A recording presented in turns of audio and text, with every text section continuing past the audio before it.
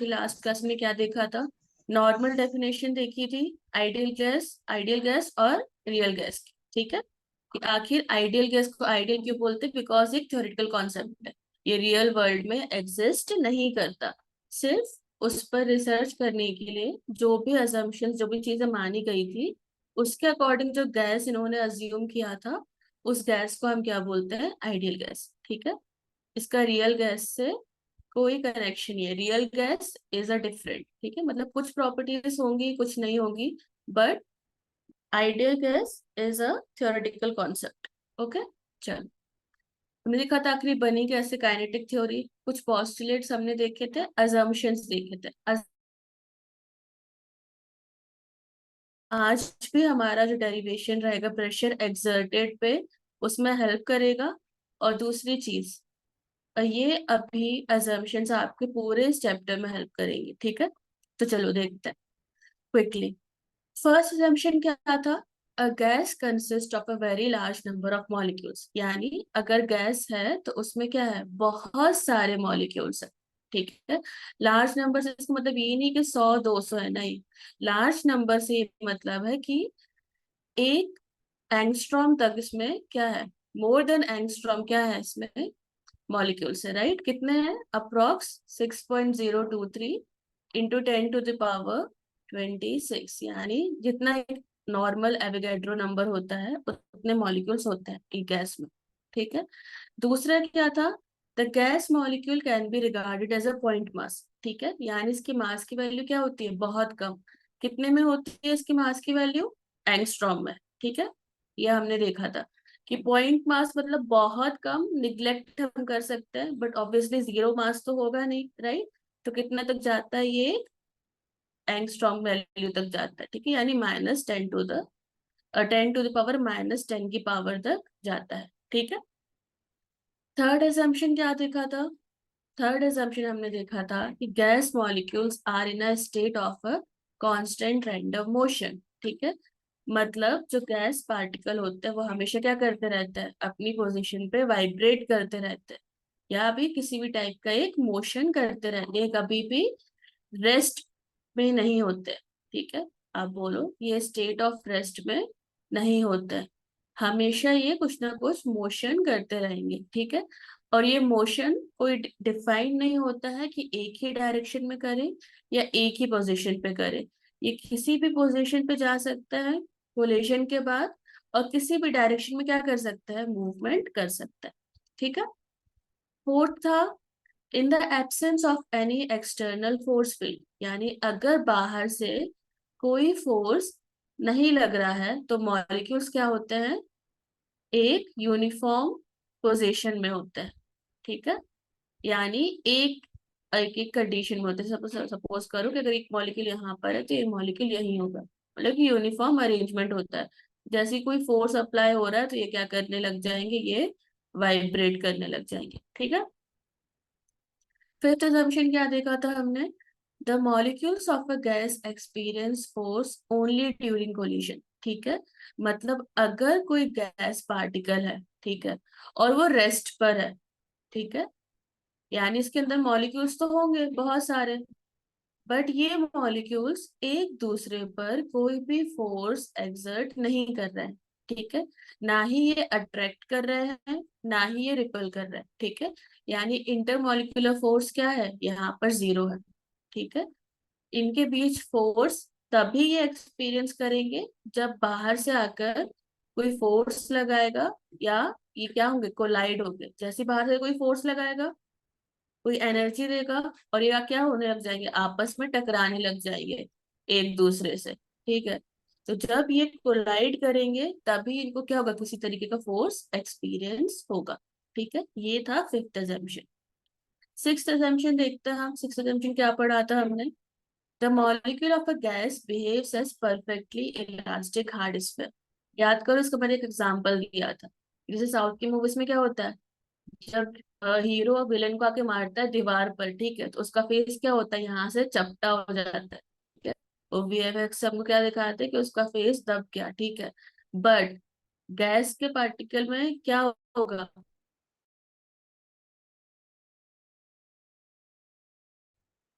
ये वॉल पर भी है तो भी इसका जो शेप रहेगा वो क्या रहेगा, एक हार्ड स्फेयर की तरह रहेगा। ठीक है, मतलब ये क्या नहीं होगा, डिफॉर्म नहीं होगा। ठीक है। 7 क्या था, the duration of collision is negligible compare to the time interval. ठीक है, वही चीज, बहुत सारे मॉलिक्यूल, ठीक है, अब ये मॉलिक्यूल पहले इससे आके टकराया, ठीक है, जब इससे आके टकराया फिर वापस आकर इससे टकराया, फिर वापस अपनी पोजीशन पर आया, फिर इससे टकराया, वापस आके फिर अपनी पोजीशन पर आया, यानी कंटिन्यूअस वो जितनी बार भी टकरा रहा है उसके कंपैरिजन में वो कितनी देर तक के लिए उस मॉलिक्यूल कितनी देर तक के लिए उस मॉलिक्यूल को कोलाइड कर रहा है, उस ड्यूरेशन को हम क्या बोल देते हैं, नेग्लिजिबल।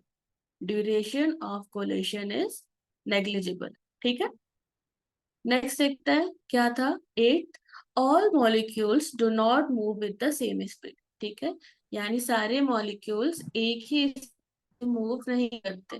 ठीक है, तो हम जनरली क्या लेते हैं, हम जनरली एवरेज लेकर पढ़ते हैं, जब भी हम इसकी स्टडी करेंगे तो हम या तो एवरेज यानी मीन वैल्यू लेंगे। ठीक है, तो सारे पार्टिकल्स की स्पीड क्या होती है, अलग अलग होती है।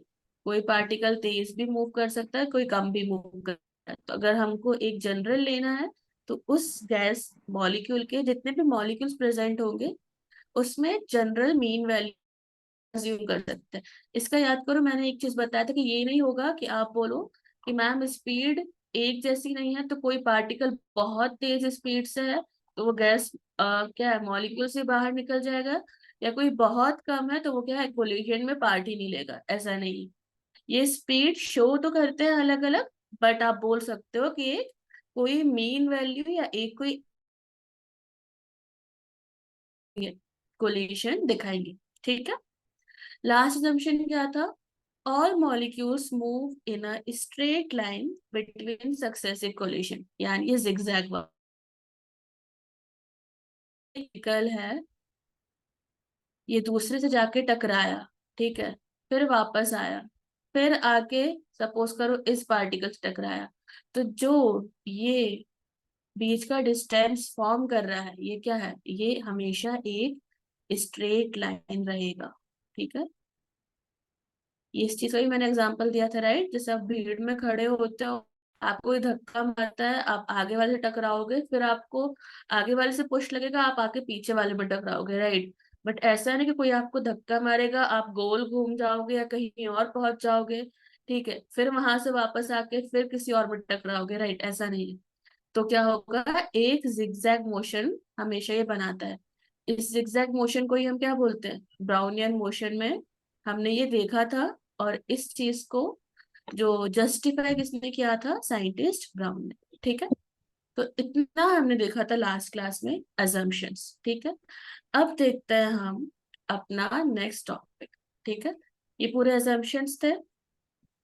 ठीक है, अब हमको आज पढ़ना बाय एन आइडियल गैस। ठीक है, यानी क्या देखेंगे हम, कि कोई एक गैस है, assumptions में लास्ट क्लास में था, एक बार रिवाइज हो गया। ठीक है, किसी को डाउट अभी तक,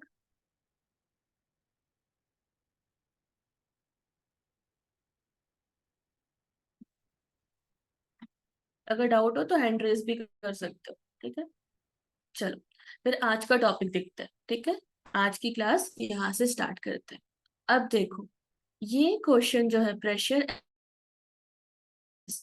इसका तुम लोगों की बुक में अगर कोई बुक यूज कर रहा हो इग्नू की, ठीक है, तो इसका जो आपकी बुक में केवल ये एक्सप्रेशन दिया हुआ है कि जो प्रेशर एक्सर्टेड है वो क्या होता है, 1/3 mn v स्क्वायर, और इसी को हम आगे के क्या लिख सकते हैं, 1/3 ρ v स्क्वायर। में इसका क्या होता है, एग्जाम में ना ये डिराइव करने के लिए आता है।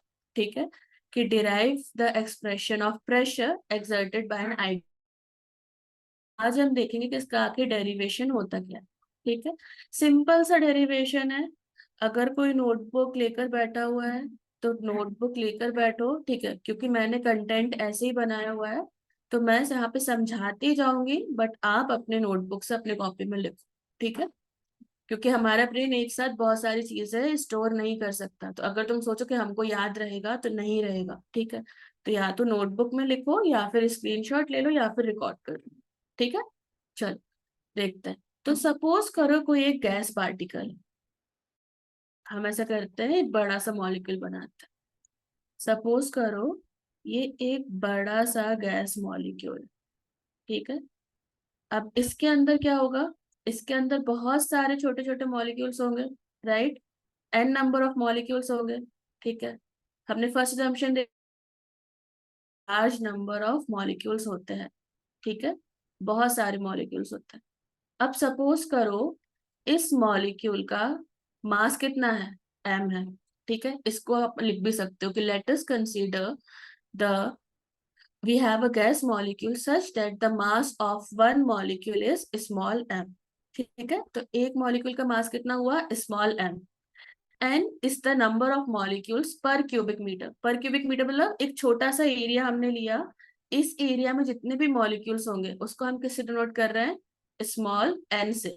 अब देखो, अगर मैंने यहाँ पे स्मॉल एन लिखा हुआ है पर क्यूबिक मीटर के लिए, तो अगर मुझको पूरा गैस के लिए बताना होगा तो वो क्या होगा? कैपिटल एन होगा, ठीक है?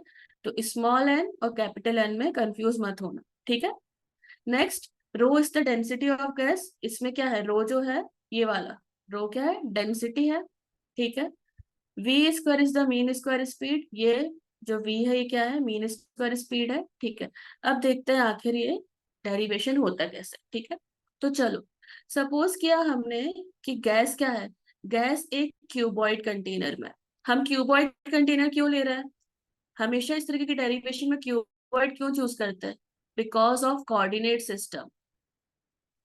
बाय कोऑर्डिनेट सिस्टम, क्योंकि जो गैस मॉलिक्यूल है उसके पार्टिकल्स तो हर डायरेक्शन में जा रहे हैं।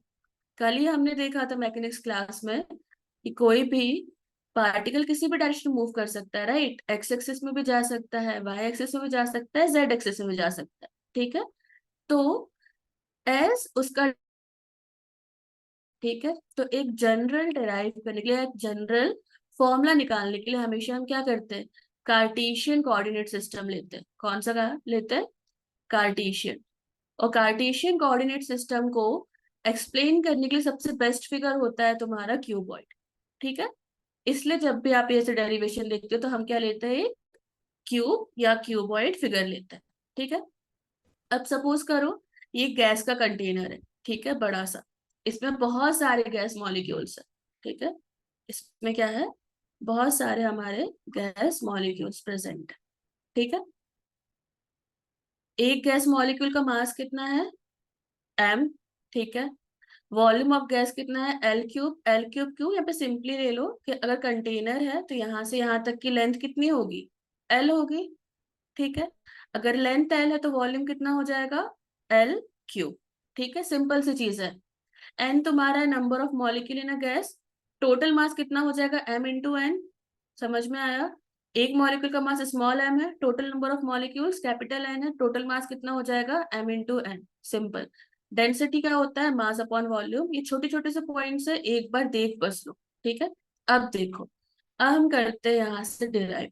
सपोज करो हमारे पास बहुत सारे मॉलिक्यूल्स है, ठीक है? अब हम इतने सारे मॉलिक्यूल्स के लिए एक साइड कोई डेरिवेशन या एक साइड को कोई रिसर्च तो कर नहीं सकते, ठीक है? तो मैथ्स क्या बोलता है? मैथ्स हमें ये बताता है कि आप किसी भी एक डायरेक्शन के लिए, ठीक है, या किसी भी एक पार्टिकल के लिए क्या करो? एक पार्टिकल के लिए उस रिजल्ट को निकालो, ठीक है? या आप मैथ्स में हमेशा करते हो, एक पार्टिकल के लिए हम रिजल्ट निकालते हैं और उसको क्या कर देते हैं? उसको हम कर देते हैं जनरलाइज, ठीक है? सारे पार्टिकल्स के लिए। सिंपल सा चीज है, ठीक है? कोई भी डेरिवेशन आता है हम सारे पार्टिकल्स के लिए नहीं करते, हम क्या करते हैं? एक पार्टिकल की स्टडी करते हैं, सिंपल, उसको हम जनरलाइज कर देंगे सारे पार्टिकल्स के लिए। क्यों? क्योंकि गैस मॉलिक्यूल क्या है? किसी भी डायरेक्शन में रेंडमली मूव करता है। असम्पशन नंबर 2 हमने पढ़ा था, ठीक है? कि गैस पार्टिकल किसी भी डायरेक्शन में फ्रीली मूव कर सकता है, ठीक है? तो हम क्या करेंगे सबसे पहले कि हमको पता है कि as there are N number of molecules, ठीक है? और टोटल कोऑर्डिनेट्स कितने हैं? 3, एक्स वाई और जेड। तो हम क्या अज्यूम कर रहे हैं कि एक्स एक्सिस पे कितने मॉलिक्यूल्स जा रहे हैं? n/3, ठीक है। y एक्सिस पे भी n/3 और z एक्सिस पे भी n/3, ठीक है। यानी कोई सी भी एक एक्सिस है तो उस पर कितने नंबर ऑफ मॉलिक्यूल्स ट्रेवल कर रहे हैं, n/3, ठीक है। नेक्स्ट हम देखते हैं कि जैसे बहुत सारे मॉलिक्यूल्स है, चलो ऐसा करते हैं कि हमारे पास बहुत सारे मॉलिक्यूल्स है तो हम क्या करते हैं, इनके ग्रुप्स बना लेते हैं, ठीक है। क्या करते हैं, इनके छोटे छोटे ग्रुप्स बना लेते हैं। ग्रुप्स कैसे बनाए, जो सेम वेलोसिटी शो कर रहे हैं, ठीक है। अब जरूरी नहीं कि तुम बोलो कि मैम ये वाले पार्टिकल सेम वेलोसिटी करते नहीं, मैं रैंडमली बोल रही हूँ कि हम ऐसे ग्रुप्स बना लेते हैं, ठीक है। ऐसे ग्रुप्स को सपोज करो, फर्स्ट ग्रुप है वो v1 वेलोसिटी शो कर रहा है, जो सेकंड ग्रुप है वो v2 वेलोसिटी शो कर रहा है, और जो थर्ड ग्रुप है वो v3 वेलोसिटी शो कर रहा है, ठीक है। तो मैंने let us consider that we make such groups, okay, such that they show a similar kind of velocity, ठीक है। सेकेंडली आप क्या बोल सकते हो कि एक एक्सिस पे हमारे इतने मॉलिक्यूल्स मूव कर रहे हैं, ठीक है, n/3, ठीक है। तो सपोज करो एक पार्टिकल ये है, ठीक है, इसको क्या नाम दे देते हैं, इसको नाम दे देते हैं k, ठीक है। तो ये वाला जो पार्टिकल है, ठीक है, ये किस डायरेक्शन में मूव कर रहा है, एक्स एक्सिस पे। जो हमारा के मॉलिक्यूल है, ठीक है, इसको जो नाम देना हो दे दो, के मॉलिक्यूल है, ये किस डायरेक्शन में मूव कर रहा है, एक्स एक्सिस पे, ठीक है। तो अब सपोज करो ये आगे जा रहा है, ठीक है, तो ये वापस भी आएगा, हाँ या ना। मतलब अगर कोलिशन हो रहा है, ठीक है, तो ये पार्टिकल अगर आगे जा रहा है तो वापस भी आएगा, ठीक है। तो मोमेंटम कितना होगा, कोई बताएगा, momentum before collision and after collision. के पार्टिकल है, चलो ठीक है, ये भी लिख लो कि के पार्टिकल है, एक्स एक्सिस में मूव कर रहा है, और कितनी वेलोसिटी से मूव कर रहा है, सपोज करो v1 से मूव कर रहा है, ठीक है। सिंपली हम ग्रुप नहीं लेते, हम सीधा एक पार्टिकल लेते हैं और इजी हो जाएगा, ठीक है। के मॉलिक्यूल है, v1 डायरेक्शन में जा रहा है, मोमेंटम कोलिशन के पहले कितना होगा और बाद में कितना होगा, कल ही किसी ने मुझको बताया था मोमेंटम का फॉर्मूला। आज एब्सेंट है, क्या होता है मोमेंटम का formula, mass into velocity. Mass into velocity, right. Mass कितना था m, वेलोसिटी कितना हो गया v1। अगर के पार्टिकल यहां से यहां तक जा रहा है तो कितना मोमेंटम शो करेगा, mv1, ठीक है। अगर वापस आ रहा है तो कितना शो करेगा, कल ही हमने वेक्टर्स पढ़े थे, डायरेक्शन अपोजिट हो रही है 2 टाइम्स तो माइनस जीरो हो एम पी। जाएगा। जीरो क्यों हो जाएगा, फिर से सोचो, यहाँ जा रहा है, ठीक है, तो mv1 है, ठीक है, हमने एक फोर्स लगाया, तुम उसको धक्का दिया, वो जाके आगे बढ़ा, ठीक है, आगे से टकरा के वापस आएगा, ठीक है। डायरेक्शन अपोजिट हो रही है तो हम साइन किसका लेंगे, माइनस का। यानी अगर, देखो इसको थोड़ा डिटेल में समझो, ठीक है। अगर यहां से पार्टिकल एक्स एक्सिस पे जा रहा है mv1, ठीक है, फिर वापस आ रहा है -mv1, हम हमेशा क्या निकालते हैं, चेंज इन मोमेंटम। हम कभी भी सम ऑफ मोमेंटम नहीं निकालते हैं। चेंज क्यों निकालते हैं, न्यूटन्स का लॉ किसी को पता है, सेकंड लॉ हमने पढ़ा था, rate of change of momentum क्या बताता है, फोर्स। हमें क्या निकालना है, प्रेशर। तो हम क्या चीज निकालेंगे पहले, फोर्स। छोटे छोटे से पॉइंट्स याद रखोगे तो कभी भी किसी तरीके की फिजिक्स के डेरिवेशन में कंफ्यूजन नहीं होगी। कितना भी बड़ा डेरिवेशन है, आप बस स्टेप्स को याद रखो कि हमको निकालना कैसे और हम वहां तक कैसे पहुंचे। अब हमें प्रेशर निकालना है, तो हमको पता है भाई कि फोर्स अपॉन एरिया क्या होता है, प्रेशर, ठीक है। तो फोर्स अपॉन एरिया के लिए हम क्या निकालेंगे, फोर्स। अब हमको पार्टिकल्स पता है, फोर्स का या तो फॉर्मूला होता है भाई मास इनटू एक्सेलरेशन, या फिर होता है dp/dt, ठीक है। अब हमको यहाँ पर एक्सेलरेशन तो कहीं मिलेगा नहीं, एक्सेलरेशन तो हमने पढ़ा भी नहीं अभी तक की क्लास में, ठीक है, कि गैसियस पार्टिकल एक्सेलरेट हो रहे, नहीं हो रहे।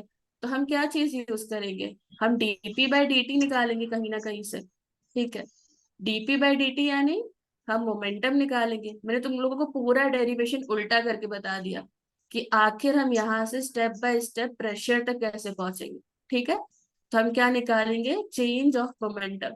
अब चेंज ऑफ मोमेंटम क्या होता है, सबको पता है, फाइनल माइनस इनिशियल या इनिशियल माइनस फाइनल। हमेशा हम करते हैं फाइनल माइनस इनिशियल। ठीक है, तो कितना हो जाएगा, फाइनल कितना था, -mv1, और इनिशियल कितना था, mv1।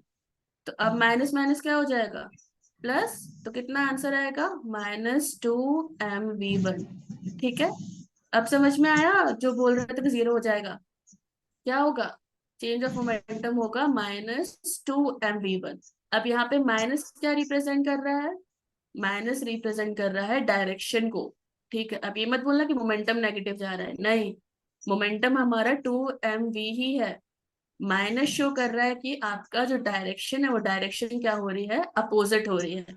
ठीक है, तो हमें क्या मिल गया यहाँ से, इस इक्वेशन से हमको क्या मिल गया, हमारा डीपी मिल गया। ठीक है, चेंज इन मोमेंटम मिल गया, सिंपल था। यहाँ तक किसी को डाउट कि हमने चेंज इन मोमेंटम ही क्यों निकाला, क्योंकि हमको क्या निकालना है, प्रेशर। ठीक है, और प्रेशर निकालने का तरीका क्या होता है, फोर्स से जाकर। ठीक है, चलो आगे देखते हैं। अब डीपी आ गया, सिंपल सी चीज, डीपी आ गया तो हमको क्या निकालना है, डीपी बाई डी टी। ठीक है, अब टाइम कैसे निकालोगे, ठीक है, अब टाइम सपोज करो, तो चलो हम टाइम के लिए सपोज करते हैं कि distance between two successive collision is 2l। अब ये कैसे हुआ भाई, चलो इसी वाले फिगर से देखो, ये तुम्हारा फिगर है, मैंने कहा था यहाँ से यहाँ तक की लेंथ क्या है, l। अगर पार्टिकल यहाँ से जाके यहाँ तक टकरा रहा है, ठीक है, कितना डिस्टेंस कवर किया उसने, l लेंथ। यहाँ से वापस आया, वापस कितना डिस्टेंस कवर किया, l। ठीक है, तो टोटल डिस्टेंस उसने कितना कवर कर लिया, 2l। ठीक है, l प्लस l कितना हो गया, टोटल हमारा डिस्टेंस हो गया 2l। ठीक है, अब स्पीड का फॉर्मूला क्या होता है, स्पीड का फॉर्मूला होता है डिस्टेंस अपॉन टाइम। ठीक है, हमको निकालना है टाइम, तो क्या हो जाएगा, डिस्टेंस अपॉन स्पीड, यानी कितना हो जाएगा, 12 अपॉन v1। अब देखो यहाँ पे काफी कंफ्यूजन बच्चों को होता है कि मैम यहाँ पे तो हम वेलोसिटी ले रहे हैं, आप यहाँ पे स्पीड क्यों लिख रहे हो। तो अभी हम यहाँ पे क्या है, डायरेक्शन को निग्लेक्ट करके चल रहे हैं। क्यों निग्लेक्ट करके चल रहे हैं, क्योंकि हम जनरलाइज निकाल रहे हैं, एक्स एक्सिस पे निकाल, इसको ऐसे समझो कि मैम यहाँ पे तो वेलोसिटी था, ठीक है, तो आपने यहाँ पे स्पीड क्यों लिख दिया। ठीक है, या आपने यहाँ पे डिस्टेंस क्यों निकाला, डिस्प्लेसमेंट निकालना चाहिए था। डिस्प्लेसमेंट क्या हो जाता, डिस्प्लेसमेंट तो फिर जीरो हो जाता भाई, क्योंकि जहां पे निकले थे वहीं पे वापस पहुंच गए घूम फिर कर, तो डिस्प्लेसमेंट हो गया जीरो। पर हम यहाँ पे डिस्टेंस लिख रहे हैं, क्यों लिख रहे हैं डिस्टेंस, क्योंकि देखो जो पार्टिकल है वो कहाँ जा रहा है, एक्स एक्सिस पर ही जा रहा है। ठीक है, एक ही एक्सिस पर जा रहा है, तो डायरेक्शन चेंज होगी या नहीं, नहीं होगी। हम केवल एक्स एक्सिस को लेकर पढ़ाई कर रहे हैं ना, हम जो पूरा रिसर्च कर रहे हैं केवल एक्स एक्सिस को लेकर चल रहे हैं। तो सिंस हम केवल एक एक्सिस ले रहे हैं तो वहां पे डायरेक्शन चेंज नहीं होगी, इसलिए हम जो यहाँ पे v1 लेंगे, क्योंकि ये इसको हम केवल मैग्नीट्यूड कंसीडर कर रहे हैं। क्या कर रहे हैं हम यहाँ पे, v1 का केवल मैग्नीट्यूड कंसीडर कर रहे हैं। इसलिए इस डेरिवेशन में काफी बच्चों को कंफ्यूजन हो जाते हैं कि बीच में स्पीड कहाँ से आ गया। ठीक है, तो बीच में स्पीड यहाँ से आया क्योंकि हम केवल एक एक्सिस लेकर चल रहे थे। ठीक है, तो दो सक्सेसिव कोलिशन के बीच में डिस्टेंस कितना हो गया हमारा, 2l। ठीक है, हमारा dt कितना निकल कर आ गया, 2l बाय v1। सिंपल था, तो रेट ऑफ चेंज कितना निकल कर आ जाएगा, dp बाई dt। dp कितना था हमारा, 2mv1, वैल्यू रख दो dt की, कितना हो गया, 2l अपॉन v1। ठीक है, ये v1 कहाँ होगा, ये v1 जाएगा ऊपर, तो कितना आंसर आ जाएगा, two mv square upon mv1 square upon 2l। ठीक है, 2 से 2 कैंसिल हो जाएगा, तो answer will be mv1 square by l। क्या आ गया ये, dp बाई dt। ठीक है, न्यूटन के लॉ के अकॉर्डिंग ये क्या हो गया, ये हो गया हमारा फोर्स अप्लाइड। ठीक है, मतलब जो भी फोर्स उस पर हमने अप्लाई किया था जिसकी वजह से वो कोलिशन अकर हुआ, ठीक है, तो फोर्स अप्लाइड हो गया हमारा, ठीक है। अब हमको नेक्स्ट स्टेप सिंपल सा, हमें क्या निकालना है, अब हमें निकालना है प्रेशर, ठीक है। अब देखो यहाँ पे ये इतना बड़ा कहाँ से आया, चलो इस चीज को यहाँ से समझते हैं। हमारा डीपी बाई डी टी का फॉर्मूला क्या निकला था अभी लास्ट स्टेप से, mv1 upon L, right, mv1 upon, sorry v1 का स्क्वायर अपॉन एल, ठीक है। अब देखो शुरू में मैंने बताया था इस वाली स्लाइड में कि हम एक एक्सिस पे कितने पार्टिकल्स लेके चल रहे हैं, n/3, क्योंकि टोटल पार्टिकल्स हमारे कितने थे, टोटल पार्टिकल हमारे थे कैपिटल N, तो एक स्लाइड में कितने होंगे, n/3, ठीक है। तो हमने एक मॉलिक्यूल के लिए निकाला था वो छोटा सा मॉलिक्यूल जो था K वाला, ठीक है, तो वो तो एक था। अब अगर मुझको पूरी एक्स एक्सिस पे निकालना होगा तो मैं क्या कर दूंगी, इसी चीज को मैं ओपन करके लिख दूंगी, राइट। m कांस्टेंट है, ठीक है, पहला क्या हो जाएगा v1 स्क्वायर अपॉन एल, दूसरा क्या हो जाएगा v2 square upon L, plus so on, कब तक, जब तक हम n/3 तक नहीं पहुंचेंगे, n3 स्क्वायर अपॉन एल। यहीं से तुम्हारा क्या निकल कर आता है, मीन बन के निकल कर आता है, तो क्या आया dp by d t, m और एल क्या है कॉमन, बाहर ले लो ब्रैकेट से, अंदर क्या बचा simple expression, v1 square v2 square plus so on vn/3 whole square, n/3 whole square. अब ये जो चीज ब्रैकेट में लिखी हुई है ना, ये चीज हमारे लिए इंपॉर्टेंट है, ठीक है, क्यों, क्योंकि इसको बोलते हैं मीन स्क्वायर वेलोसिटी, ठीक है। ये टर्म डिफाइन करने के लिए आ जाता है, उस टाइम पर भी तुमको यही डेरिवेशन करना है, अगर आया कि derive the expression for mean square velocity, तब भी तुम सेम ही डेरिवेशन करोगे, और इसी डेरिवेशन को हम यहाँ तक छोड़ देंगे और हम लिख देंगे कि यहाँ पर इसको अगर हम डिनोट कर रहे हैं v, तो जो एक्सप्रेशन हमने बनाया है इस एक्सप्रेशन को क्या बोलेंगे, मीन स्क्वायर वेलोसिटी, ठीक है। अब देखो n/3 क्यों किया, सिंपल सा एक्सप्रेशन बनाने के लिए, राइट, मल्टीप्लाई एंड डिवाइड, ठीक है। क्या हुआ, इसको इरेज कर देता है,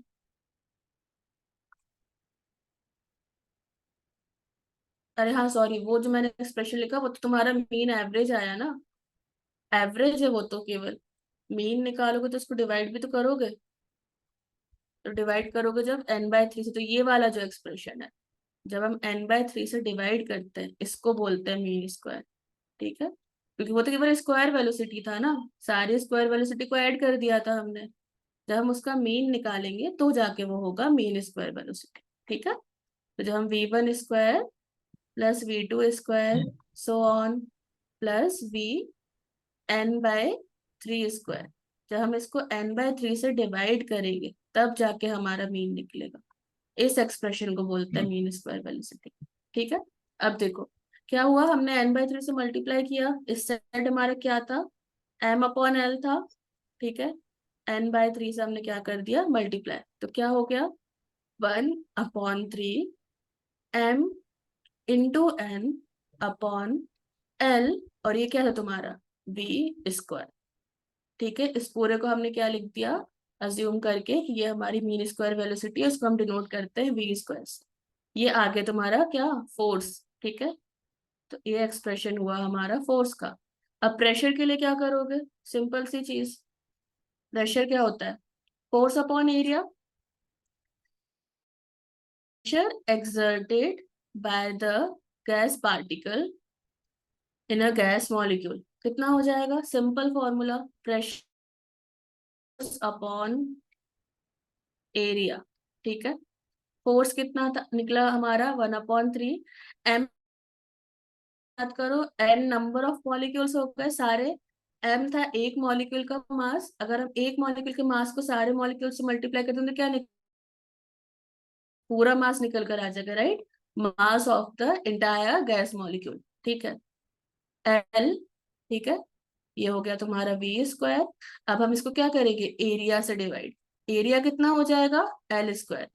अब एल स्क्वायर एरिया क्यों होगा भाई, देखो ये जो के पार्टिकल था, हम क्या अज्यूम लेकर चल रहे थे कि ये कहाँ जा रहा है, इस प्लेन पर जा रहा है। तो अब इस प्लेन का एरिया कितना होगा, एल लेंथ होगा और एल विड्थ होगा। तो एरिया कितना आ जाएगा, एल स्क्वायर। क्योंकि कोलाइड कहाँ हो रहा है, इस सरफेस पे हो रहा है ना, पूरे वॉल्यूम पे तो हो नहीं रहा, हम एक पार्टिकल लेकर चले थे। तो इस प्रेशर एक्सर्ट एल करो यहाँ पे, ओपन कर देते हैं हम, कितना आ जाएगा 1/3 m/l³ ठीक है, ये एल है और ये हो गया l³ के, क्या वॉल्यूम, यस और नो। तो क्या हो गया m/v, v0 स्क्वायर। ठीक है, m/v क्या होता है, सिटी, राइट। तो अगर मैं इसको लिखूं, ठीक है, यहाँ पर,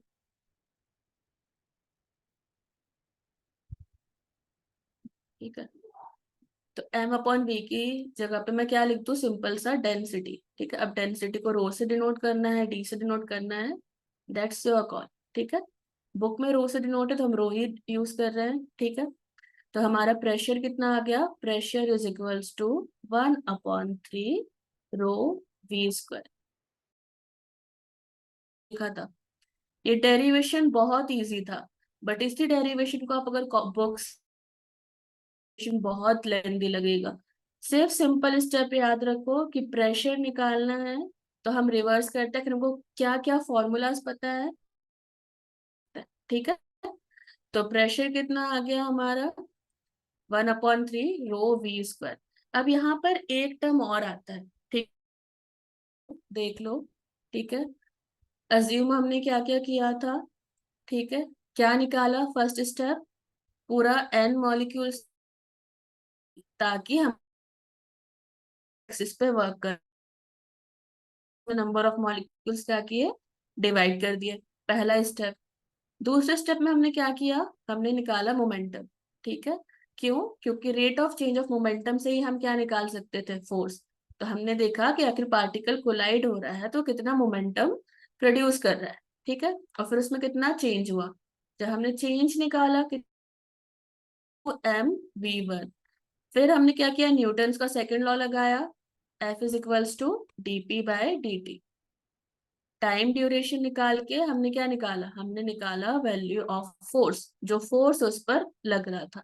as soon as we got the value of force, हमने क्या किया, we got the value of pressure. ठीक है, अब देखो तीन एक्सप्रेशन आते हैं, जो मैंने एक्सप्रेशन लिखे हुए हैं ना, यही तुमको एग्जाम में पूछता है। ठीक है, पहला एक्सप्रेशन तो ये था तुम्हारा 1/3 रो वी स्क्वायर। ठीक है, एक एक्सप्रेशन आता है पूछने के लिए कि 1/3 m n, क्या था ये वाला, m/n/l। ठीक है,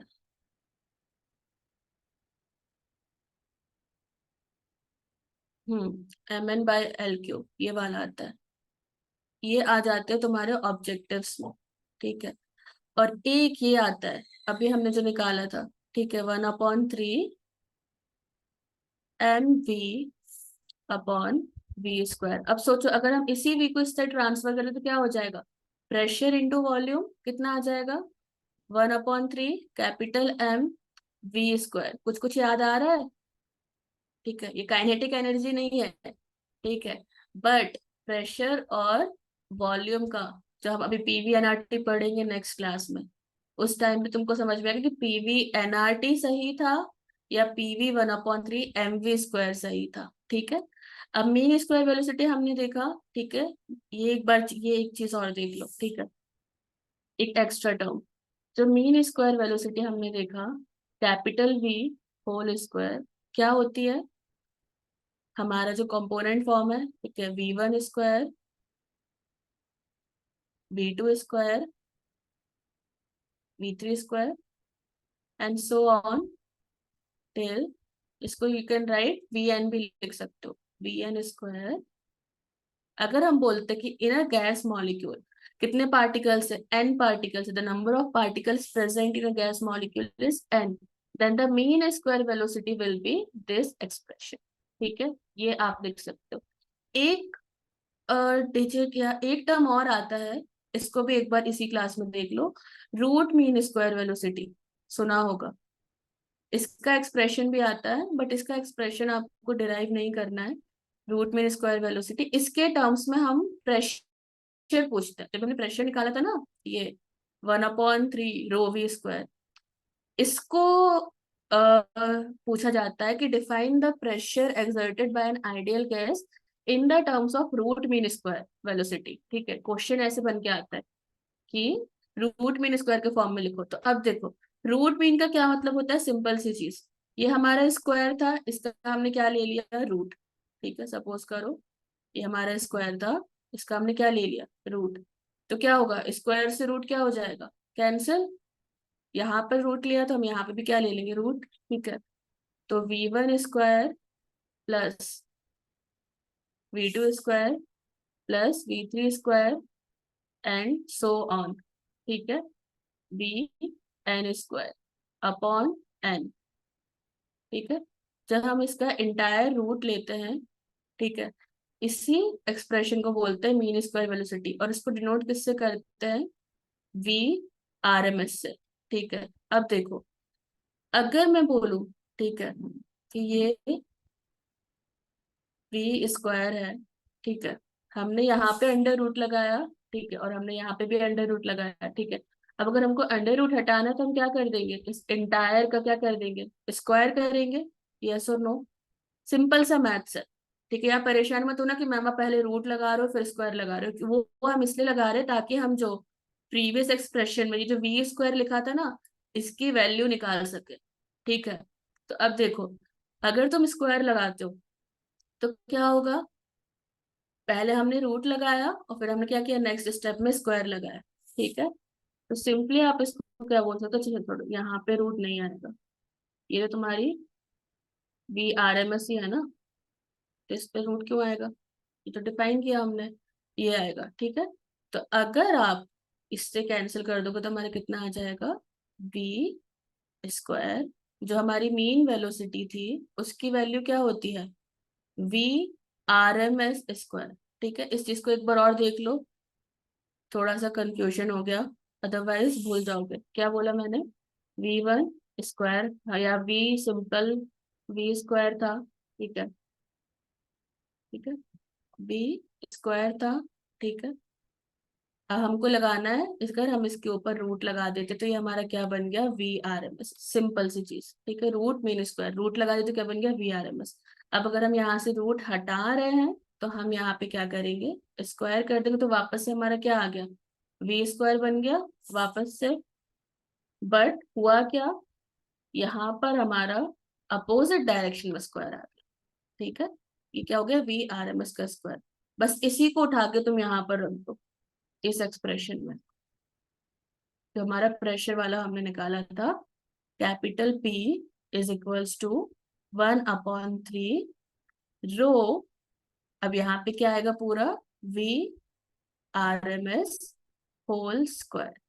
ठीक है, एक ये एक्सप्रेशन आता है पूछने के लिए कि find the pressure exerted by an ideal gas in the terms of v/RMS। ठीक है, और फिर वहां पर बोलते हैं कि डिफाइन, ऑल्सो डिफाइन, कि तुम्हारा लास्ट में 1 मार्क्स के लिए ऐड कर देंगे वो, कि also define what is root mean square velocity. ठीक है, तब आप यहाँ पे क्या करोगे, जो मैंने यहाँ पर सीधा किया है इसको जाके रिवर्स कर दोगे, तो आप इसको इस वाले टर्म से कंपेयर करके यहाँ पर अंडर रूट निकाल कर ये वाला टर्म वापस निकाल दो, और फिर बोल दोगे the root mean square velocity is given by the expression when we take the mean square velocity along with the root। ठीक है, तो ये दो एक्स्ट्रा टर्म हुआ।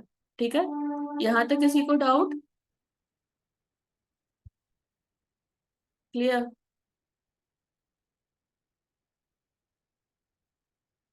क्लियर, एक बार इसको नोट कर लो। ठीक है, अगर नोट हो जाए तो बताना। ठीक है,